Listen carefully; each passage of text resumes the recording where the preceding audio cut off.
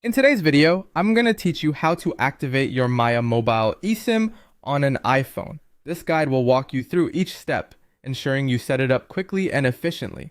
If you've ever wanted to understand how to switch to or use a secondary data plan via eSIM, you've come to the right place.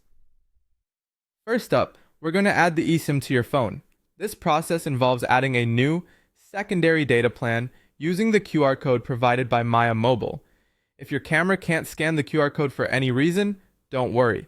You can still activate the eSIM manually using an activation code. To start with the QR code method, head to your Settings app, tap on Cellular, and then Add Cellular Plan. Once you're there, scan the QR code provided by Maya Mobile. This will allow your phone to recognize and begin the setup of the eSIM. Next, you can assign a name to this new eSIM plan. It's a good idea to give it a descriptive name like Maya eSIM, or even the name of the country you're visiting if that helps. This way, it's easily recognizable, especially if you're juggling multiple plans on your device.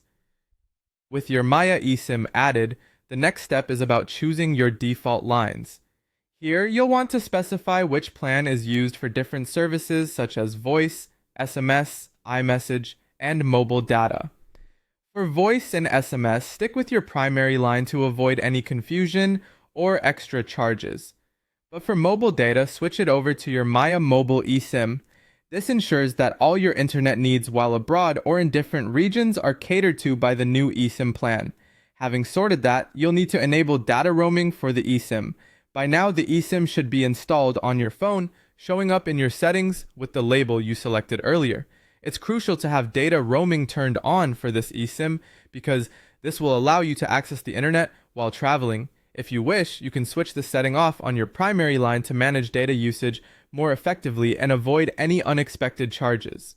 Finally, connecting to the internet is the last piece of the puzzle. Once your eSIM is activated, your device will automatically start searching for a signal. In most cases, you'll quickly see a data connection pop up on your display, marked by 5G or 4G LTE.